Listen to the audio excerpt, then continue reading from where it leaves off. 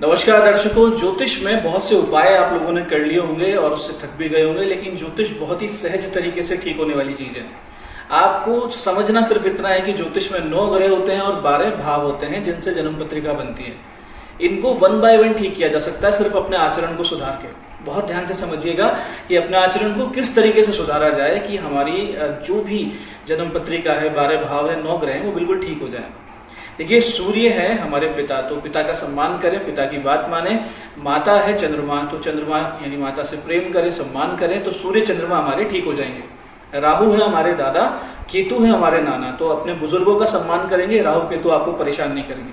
हमारे यहाँ जो काम करते हैं या जिनसे हम सर्विसेज लेते हैं, लेबर क्लास जो है वो है शनि, तो उनसे सम्मान से बात कीजिए, प्रेम से उनसे बात कीजिए, उनको खिलाते पिलाते रहिए, तो शनि अच्छे रहेंगे। गुरु है हमारे जो टीचर्स है, शिक्षक हैं, वो गुरु हैं। शुक्र है स्त्रियां, जितनी भी स्त्रियां हमारे जीवन में है, चाहे वो हमारी पत्नी हो, चाहे हमारे रिलेटिव्स हो, चाहे बाहर जो हमें कलीग्स मिलती है, जहां हम काम करते हैं, सहपाठी होती है, साथ पढ़ने वाली, वो सारी जो लड़कियां स्त्रियां हैं वो शुक्र है, तो उनसे सम्मान से प्रेम से बात करेंगे, शुक्र अच्छा रहेगा। और बुध है हमारी बहन बेटी, तो बहन बेटियों से अच्छे से सम्मान से प्रेम से बात करेंगे तो हमारा बुध अच्छा रहेगा। और हमारे मित्र और हमारे बंधु यानी भाई और मित्र है मंगल, तो इनसे अच्छा संबंध रखेंगे, इनके प्रति लॉयल रहेंगे, यानी इनसे किसी तरह की बेईमानी नहीं करेंगे, धोखा नहीं रहेंगे, तो मंगल हमारा ठीक रहेगा। तो ये तो हो गए 9 ग्रह। अब हम बात करते हैं 12 भाव के, जो कि जन्म पत्रिका में होते हैं। पहला भाव यानी हमारा ही शरीर, शरीर को स्वस्थ रखिए और स्वच्छ रखिए, यानी कि शौचाचार का पालन करें, स्नान कीजिए, योग प्राणायाम कीजिए, कसरत कीजिए, तो अपना प्रथम भाव यानी शरीर जो है एकदम फिट रहेगा। सेकंड हाउस होता है हमारी वाणी, तो वाणी का अर्थ यह है कि किसी को तो झूठ मत बोलिए, किसी को गलत बात मत बोलिए जिससे वो हर्ट हो जाए, हमेशा अच्छी बातें बोलिए और ईश्वर का नाम जप कीजिए, इससे हमारी वाणी शुद्ध होती है, सेकंड हाउस अच्छा हो जाता है। तीसरा भाव होता है पराक्रम का, तो अपनी जो एनर्जी है वो पॉजिटिव वे में लगाइए, अच्छी जगह लगाइए, अपनी जो ताकत है उसका दुरुपयोग मत कीजिए, थर्ड हाउस अच्छा रहेगा। फोर्थ हाउस होता है अपनी जहां हम रहते हैं उस जगह का, अपने घर का, तो घर और वाहन यानी अपनी गाड़ी, तो ये दोनों बिल्कुल साफ सुथरे रखिए, तो आपका फोर्थ हाउस अच्छा रहेगा। फिफ्थ हाउस होता है अपनी संतान का और सलाह का और विद्याध्ययन का यानी पढ़ाई लिखाई का, तो पढ़ाई लिखाई में, विद्याधन में कमी मत छोड़िए, किसी को सलाह दें तो जितना आता है उसी अनुसार सलाह दें, झूठी सलाह ना दें, किसी को मिसगाइड ना करें। और इसी तरीके से 6th हाउस होता है हमारे लेन देन का, तो लेन देन में ईमानदारी बढ़ते हैं, यानी कि अगर किसी को पैसे दिए हैं तो टाइम पर लौटाएं, अगर किसी से लेने हैं आपको तो आप परेशान किए बिना सामने वाले की स्थिति को समझते हुए लें, और अपने ननिहाल पक्ष से हमेशा सम्मान और प्रेम से पेश आए।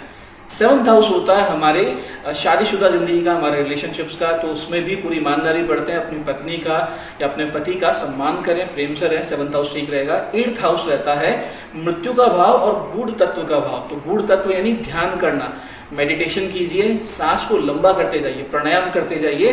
जब आप प्राणायाम की सिद्धि की तरफ बढ़ने लगेंगे तो आपकी आयु, अगर अकाल मृत्यु के योग है वो भी टल जाएंगे। 9th हाउस होता है धर्म कर्म का, तो हमेशा मंदिर जाइए, परिक्रमाएं कीजिए, जितने भंडारे वगैरह होते हैं उसके अंदर आप सेवाएं दीजिए, तो 9th हाउस एक्टिव रहेगा। तो 9th हाउस एक्टिव होने से भाग्योदय हो जाएगा, क्योंकि वही हाउस भाग्य का भी होता है। 10th हाउस है कर्म का, हमारे पिता का, तो पिता का सम्मान कीजिए, कर्म में शुद्धता रखिए, कर्म के अंदर धर्म का भाव रखिए, यानी जो भी हमारी ड्यूटी है उसे 100% डेडिकेशन के साथ कीजिए, तो 10th हाउस आपका एक्टिव रहेगा। 11th हाउस है इनकम, सोर्स ऑफ इनकम का, मन की इच्छाओं का, तो मन की इच्छाएं शुभ रखिए, शुद्ध रखिए और बहुत ही दृढ़ रखिए। दृढ़ इच्छा शक्ति के साथ में की गई जो भी इच्छा होगी, जो भी विल होगी, वो निश्चित रूप से पूरी होती है। और 12th हाउस है मोक्ष का और सेवा का और दान का।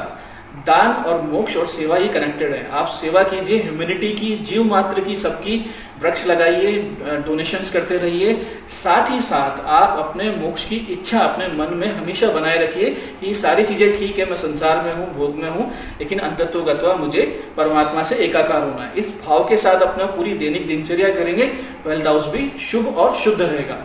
तो ये बहुत छोटी छोटी चीजें जिनसे हमारे 9 ग्रह और 12 भाव एकदम बैलेंस्ड हो जाया करते हैं, इसके ऊपर ध्यान दीजिए, पूजा पाठ में मन लगाइए, अपने बड़ों की, माता पिता की, गुरुजनों की सेवा कीजिए और फिर देखिए जीवन कितना सुंदर हो जाता है। जय आदिशक्ति।